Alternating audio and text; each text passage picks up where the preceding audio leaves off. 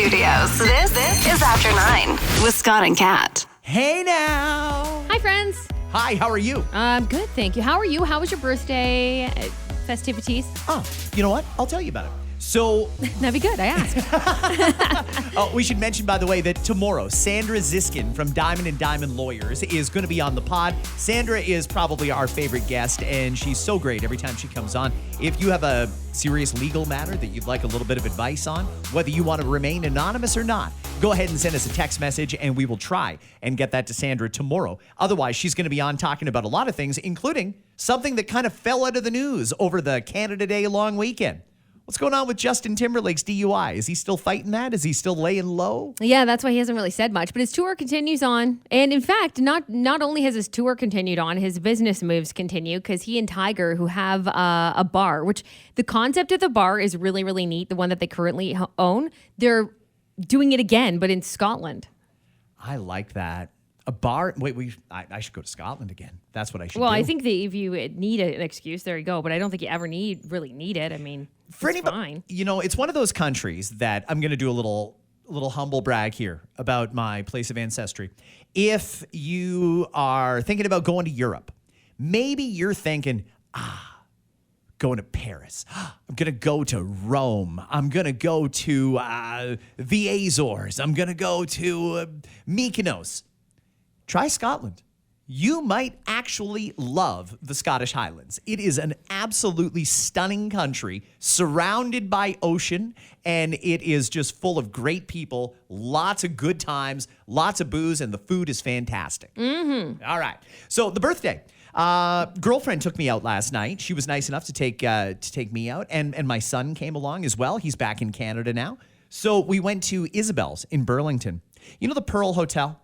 Yeah. Real elite one. Yes, of course. Yeah, I think everybody knows about the Pearl Hotel, right? It's a beautiful spot. But I don't know if everybody's looked around behind it.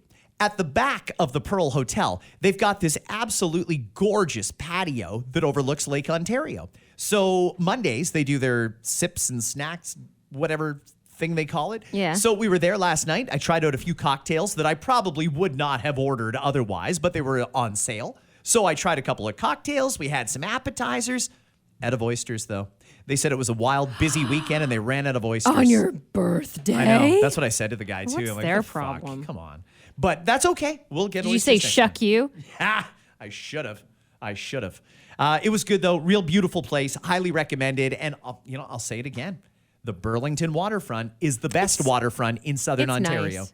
You know, Toronto is just a gong show. It's a mess. It's not very accessible for everybody. Yeah. And Mississauga, a lot of private homes and businesses. Oakville, again, a lot of private homes and businesses. They like to build up the Lakeshore Street, but not the actual Lakeshore. Yeah. Burlington did it right. Yeah, theirs is definitely the best. I will say, like, Oakville, the marina there is really nice. The boathouse spot, I go there like every single summer. I'm going there again next month. But that is a beautiful spot. But Burlington has a nice stretch there. It's true. Remember, I held my 30th birthday party at, I know it's not there anymore, Emma's back porch. Emma's was great. Yeah, it was so good. What's there now, by the way? I don't know. As far as I know, it's abandoned, and I heard... Oh, that's such a shame. I heard hotel or apartment building or something. Oh. I get that we have a housing crisis, but the housing crisis is our own fault. We just let too many people in too quickly, and we continue to do it. We don't need to tear down all of the great locations on the water just to put up houses. Yeah. There's a ton of empty room between, say, Burlington and, well, maybe not, Stony Creek and Niagara on the Lake. There's tons of waterfront property. I'd like to see more restaurants there, but I also like to go out. Yesterday on the pod, we had a real in-depth conversation about what it would look like if they privatized the LCBO. And by the way, the LCBO is still out on strike. Yesterday, the union was outraged at Premier Doug Ford. The video we played yesterday was Doug promoting different places that you can get alcohol while the strike is on. I took it that way anyway. The union took that as Doug trying to circumvent the LCBO and further jeopardize people's jobs. I really don't think that was his intention, but I'd also like to point out, I also don't think he cares that much about hanging on to the LCBO. He's got a lot of people, myself included, suggesting that maybe this is a great opportunity to talk about the possibility of privatization. And there's some who are worried about what that would look like because they just haven't been to Alberta. They haven't been to Quebec. They haven't been to places where they've already done this, and they're making just as much money, if not more. Picture all that tax revenue, but without having to pay 9,000 employees biweekly and operate over 3,000 stores. Yeah, we're talking about business ownership too. And when you do go to those other provinces that do it that way, Alberta included, sure, because we'll use that as an example. I know you've been, I've been, and even Quebec, whatever. You see those stores, those standalone spots, and those are all owned by people. We're talking about local businesses. I saw nothing wrong with what Doug did by posting that, because isn't he supposed to be also about local business? And promoting made in Ontario products. Yeah, and promoting everything that is local to everybody. I thought it was great. But listen, obviously those I'm going to say union leaders now, because I did get a couple of DMs yesterday from people who are in the union that don't want to be referred to as being a part of that group. Which I love hearing from those people, because it's so true. I've talked about it before, but I've been in a union short term, did not last long, it was about 4 years. And I did not want to be a part of any of the leaders' movements. Any of the time that they wanted to threaten strike action, I was not for it, but I had no choice if I wanted my job but to be a part of it.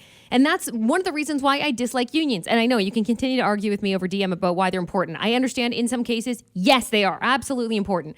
In some cases, I think the union leaders take it too far, because they're afraid of their jobs. They're afraid to lose their jobs. But the people who are working that have no choice but to be in those unions, they would rather it just not happen. They would rather just continue with their day-to-day. They'd rather make their full paycheck right now, Strike pay sucks. I feel bad for the LCBO employees. I really think their union led them in the wrong direction on this. To go out on strike over not selling liquor in corner stores, it's not going to change. In fact, the finance minister, and the LCBO falls under him, Peter Bethenfalvey, has put out a note that said our decision to allow it in public or in private stores like convenience stores and gas stations is irreversible.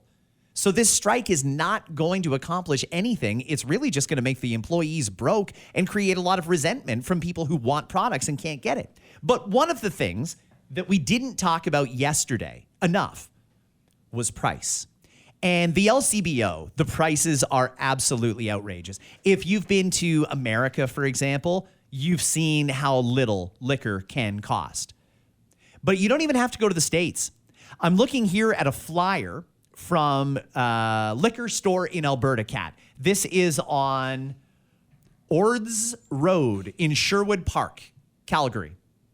You ready? Yep. You want to hear some prices? Yep. 750 milliliter bottle of Royal Reserve. This is Alberta Premium Rye. 750 milliliters. How much would that cost at the LCBO? I'm just trying to think. I can definitely do some work on this end too to figure that out. Royal Reserve. I would expect to pay at the LCBO probably about $50 for that bottle. It's not great rye. It's not. Sorry if you work for the distillery or something. It's just not great rye. It's not my favorite. Anyway, I'm going to say probably about $40 to $50 for a 750 mil here in Ontario at the Liquor Control Board of Ontario. Okay, I'm looking at just so we're fair here. This is a larger bottle that I'm looking at now. I've got an 1,100 milliliter bottle here for $46.85. Oh, okay, so maybe it's a little cheaper. It's on sale in Alberta right now for $16.98. See, they can do sales, but you said the things that we'd like to hear sometimes. No, I don't even care if you drink liquor or not. It's just like the fact that they are so controlling over the price point of those things, sure, their sales might be $1 or $2 off. It's always the same shit, right? Yeah. However, sales, specials. 750 milliliter bottle of Smirnoff vodka, $18.98 on sale right now. $19 for a bottle of Smirnoff. How about wine? Could I interest you in a bottle of Apothic Red? It's $9 on sale. Here, that's an $18 bottle. It's like double the price in Ontario. And guys, we're not getting any further ahead from this. Why are we paying more than we have to here?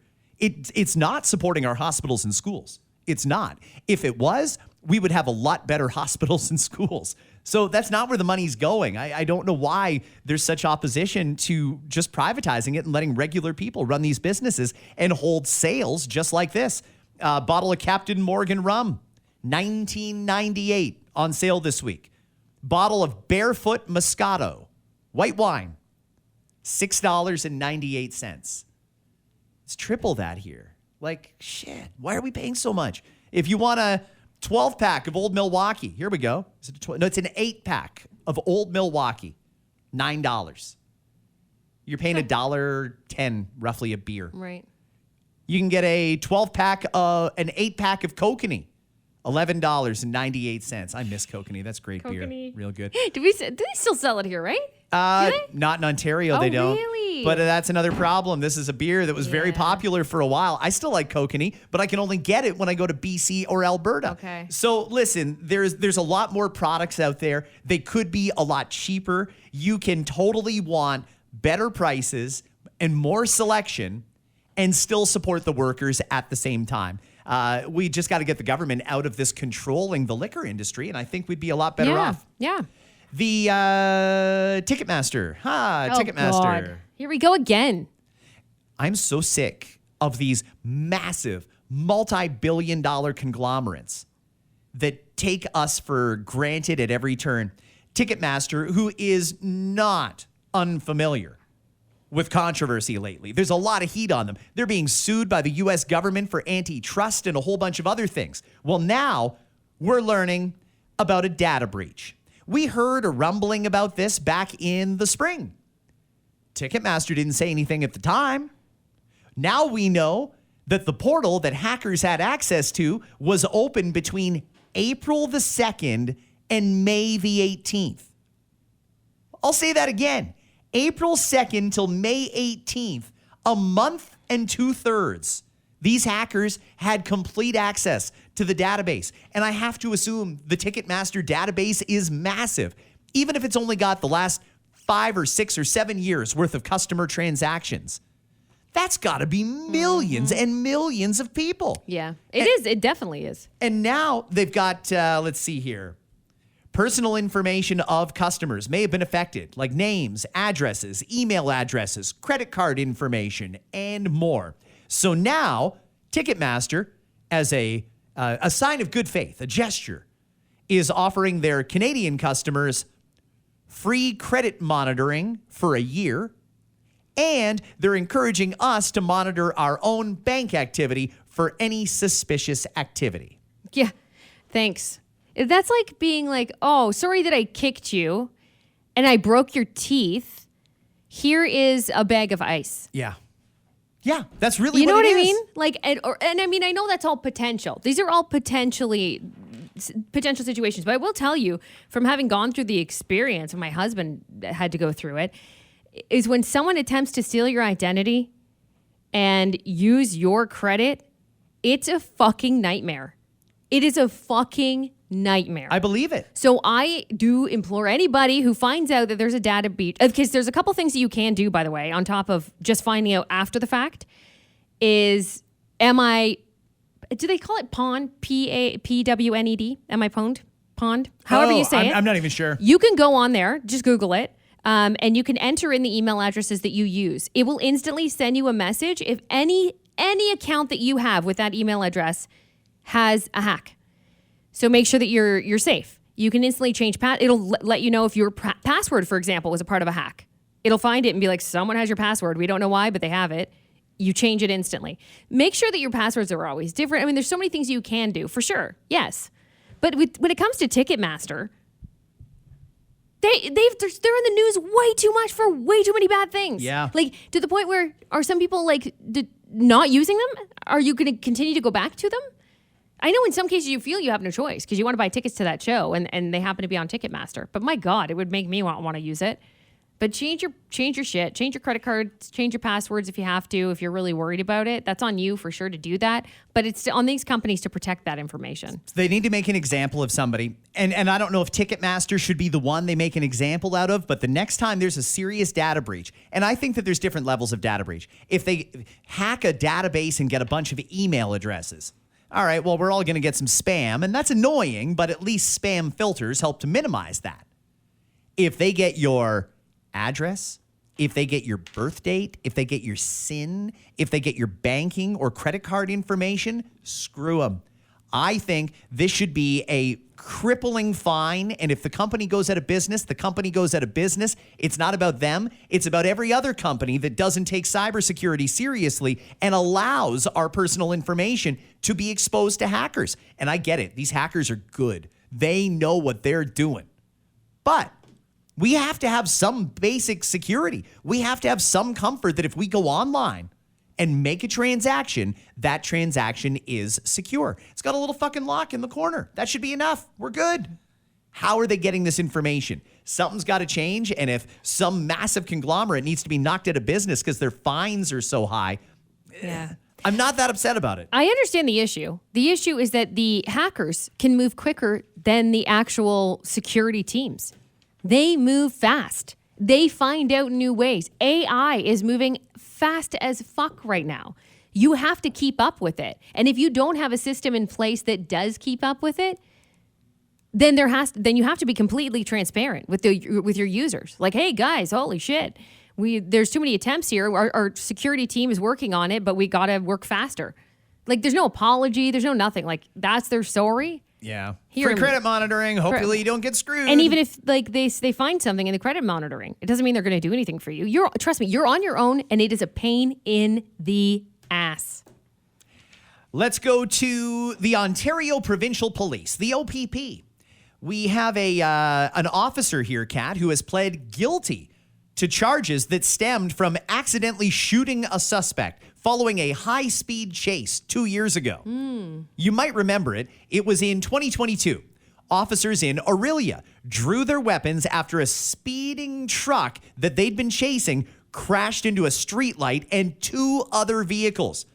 An agreed statement of facts says Constable Michael Wally unintentionally shot an 18-year-old suspect in the leg. Wally pled guilty to careless use of a firearm and was sentenced to 2 years probation and 200 hours of community service.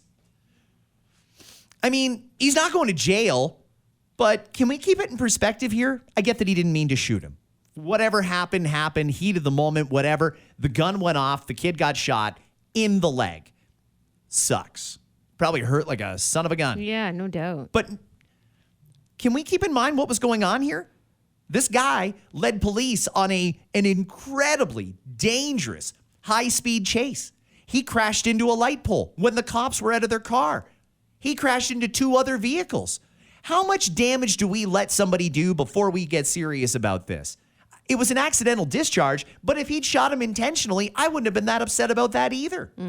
I certainly don't know that the cop needs to be, let's see here, careless use of a firearm, 2 years probation, and 200 hours of community service. I'm glad that's all it is. I just don't know that after the suspect does all this shit, why we're worried about their rights. Is it paid, the probation?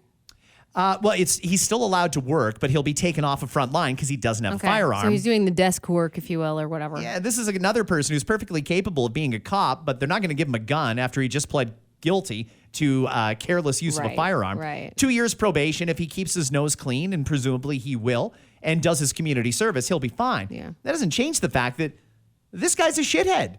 He led police on a high-speed chase. He took out infrastructure. He hit 2 other people. Again, I don't know that the police should be pleading guilty when they respond to a situation like that. I think that I hear what you're saying. But I think that they have to be really, really careful with cases like this, because all it will take is for the next cop, a different cop, to claim that it was accidental as well. But in this case, it was fatal.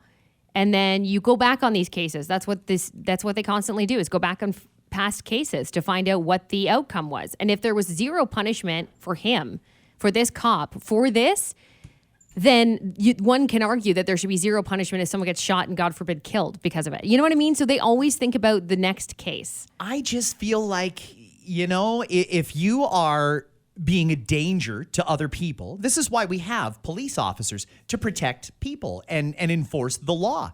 This person has no regard for the law whatsoever. It's a teenager. No, it's a little shit. Yeah, he's a total little shit. Yeah. And the fact that he got shot, and again, I get it that it was an accident, but I don't really feel that bad for him. I don't. Should he have a right to go after the cop now and sue? He might. Now that the cop has pled guilty. I don't think he should have any right. He shouldn't have broken the law, and he never would have been in that situation. Yeah. When you lead police on a high-speed chase or endanger the public, you're kind of asking for it, I think, anyway. Car shoppers, they say, are having an easier time finding a deal as the auto industry bounces back from supply chain issues. And experts say the outlook could get even better. Inventory of new cars has built up across Canada as prices for newer models climbed and consumers pulled back on big purchases. In other words, people have not been buying as many cars. Interesting. Now manufacturers and dealerships are launching incentives and rebates as they look to clear the supply. On new cars, dealerships can offer internal financing if they choose to and control the rates independently from the bank rates. In other words, more car dealers, in an effort to sell more of their vehicles, which they want to do, are going to start doing in-house financing where they can charge you like 3%, not the 6% the bank is charging. Yeah. Yeah. And sometimes, at times, the rates used to be so good, too, when they could do that in-house shit. It was 0 point something. Mm-hmm. And it still is in the States. Yeah. I just did some car dealer commercials the other day, and they're like 0.9% financing on 2025 Hondas. What? And they're new cars, yeah. Brand new cars. With cheap financing, sign me up. Let's go to this one here. It's a problem, they say, in America. The U.S. Transportation Safety Administration reported 3 million plus people passed through security gates at U.S. airports on Sunday alone as Americans traveled for the 4th of July weekend. That's a new single-day record. More than 3 million people flying. Experts say travel costs, including airline tickets and hotels, have fallen from a year ago, which has more people flying on vacations to see family and friends. In other words, America's made it cheap to travel, and a hell of a lot of people are traveling. Do our airlines look at stories like that and think, if we made it cheaper, there'd be more people on the planes. Then we wouldn't have any half-empty planes flying halfway across the country. Did it even cross their mind to lower the price? Can you fucking call them? Like, or was it earlier this year? Yes, I was on a few different flights, and half of them were half empty. Mm-hmm. I looked around, I thought the exact same thing. I thought, if you guys had just made these seats cheaper, every seat cheaper, you might have been able to fill this plane. But people look at the amount it costs to travel, and of course, airfare is a big chunk of that, and they go, no, we're not going to do it. If you would have cut that in half, you would have actually filled the plane and made more money. But do they get that?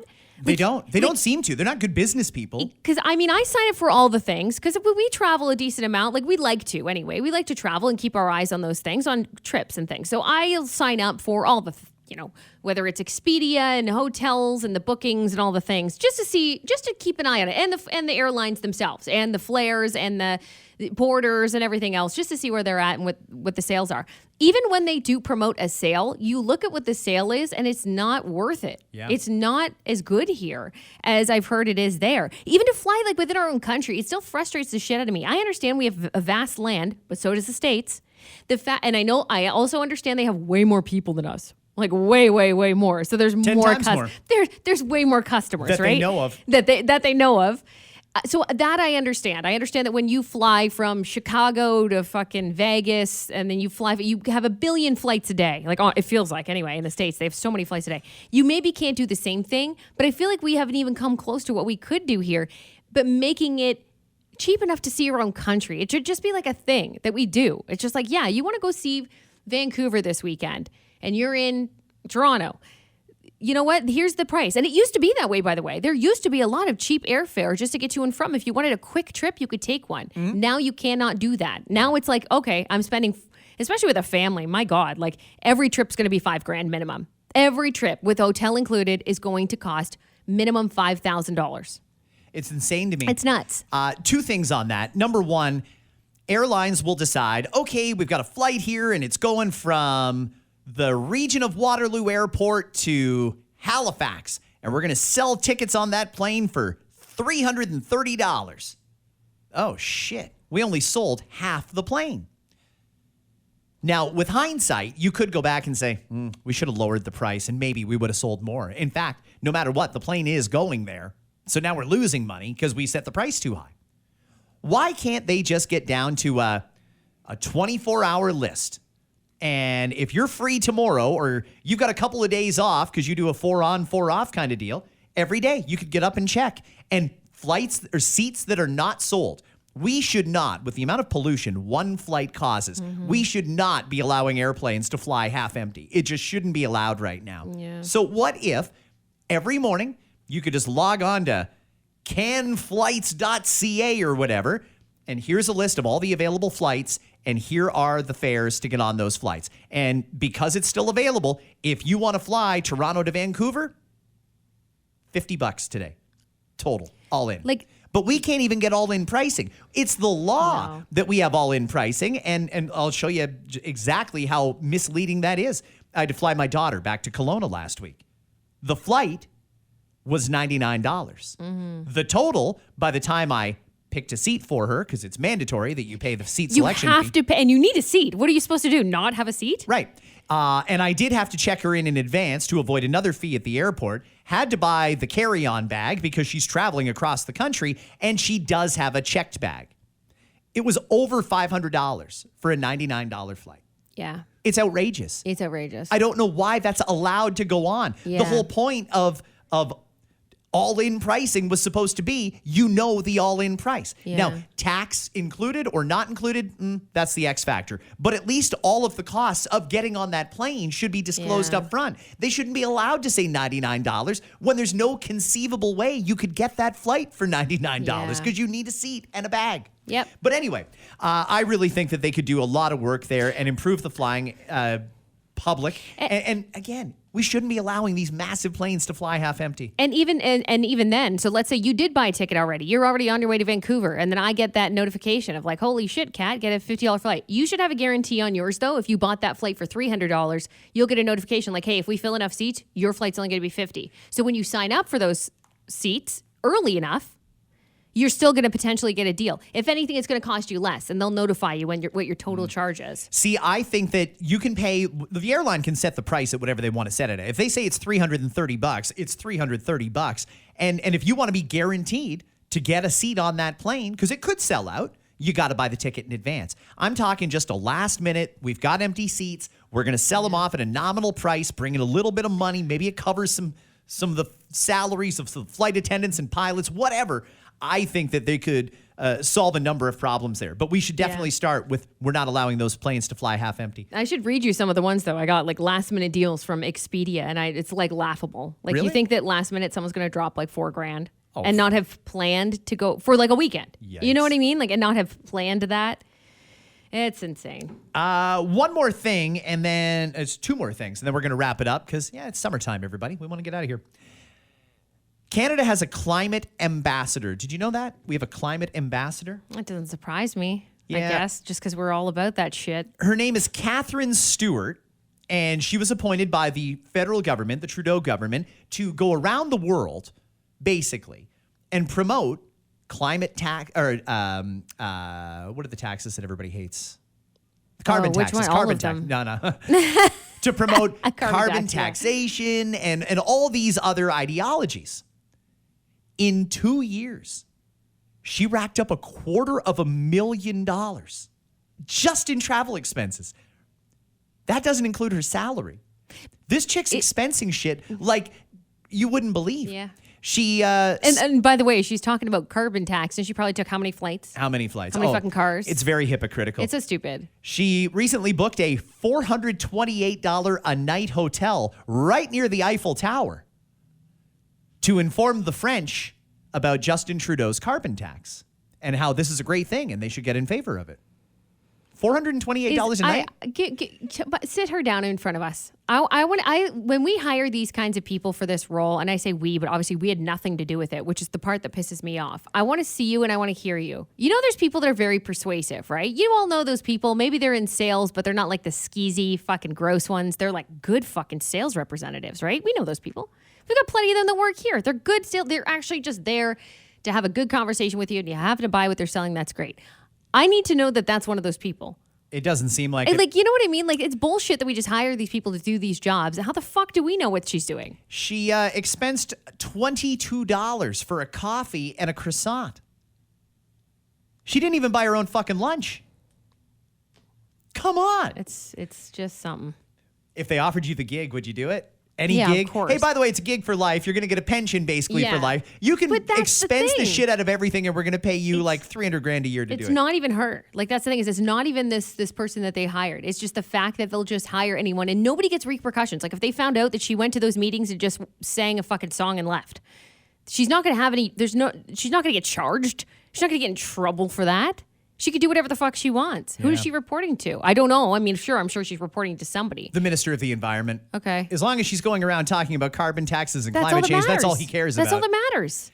You could have done a shitty job, though. But I mean, if you're the ambassador on climate, why wouldn't you be the one to suggest maybe we'll do it on Zoom so that I don't have to fly from here to Paris to tell you guys you should charge more in taxes to change the Because weather? people just want, she probably knows someone too. Like, okay, I'm not gonna say this person specifically, but you know, in a lot of cases, these people just know people. They get them in.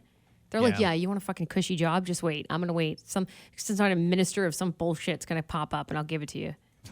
Expense all your shit. Last thing, what happens to Alec Baldwin? The trial starts today. I cannot wait to find out. Let me tell you.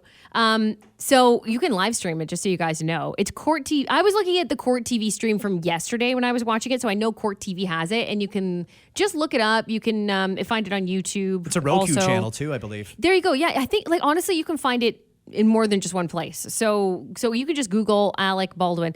Mind you, today's not going to be too exciting. When Jury they get, selection, right? When they get started, yeah, it's not. He might not. He probably doesn't even talk. He might say like 2-3 words. Yesterday, I don't even think he said one word. His just lawyer talked. That was about it. But he was very aware of the cameras. He was. The looks he gives the cameras, it's going to be worth, you could watch the trial on mute, basically. It's him when he looks around, when he looks at people. He is such an intense actor that I am pumped to see what comes out of this. Alec Baldwin's one of those people that when he's being interviewed or not on his movie set, basically, he still seems like he's on a movie set. He still seems like he's in a movie. Like when he does interviews with people, the way that he talks and it's just...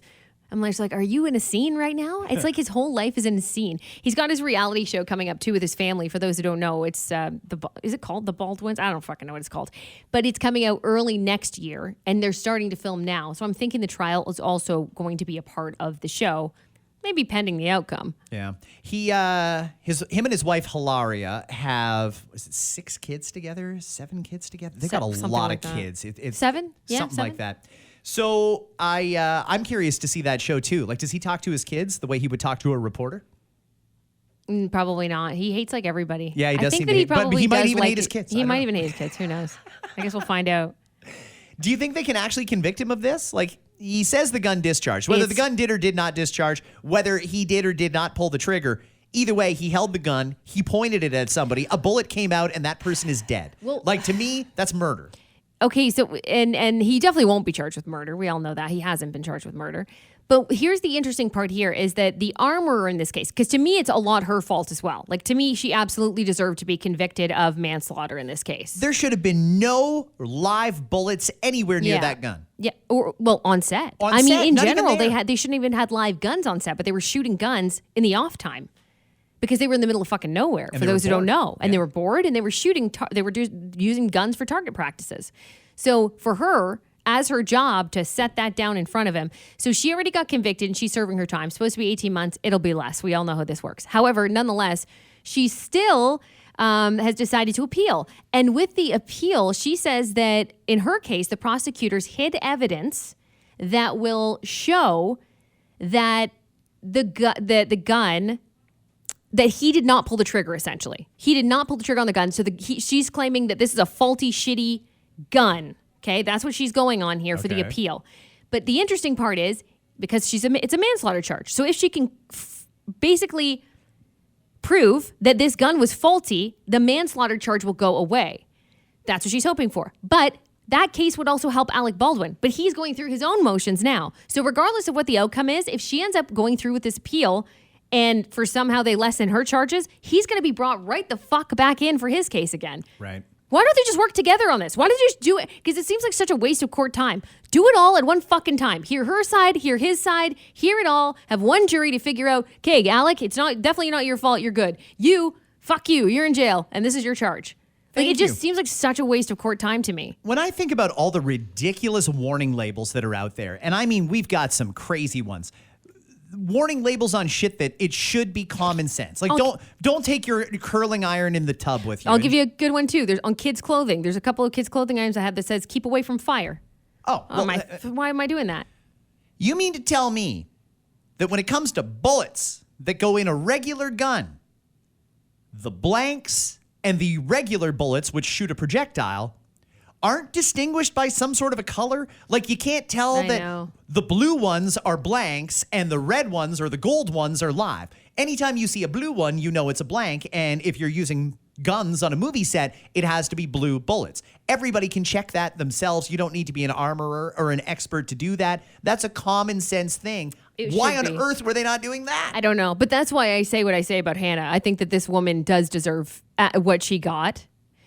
For that, because that truly was her job. The Alec one, we'll see. I mean, we need to hear whatever the prosecutors claim they have on him, because as of right now, we don't know all the details. Why did he point it right at her? Like, if he hadn't done that, she'd still be alive. And I guess that's the other part of this case that frustrates me is she, the armorer, what's her name? Hannah.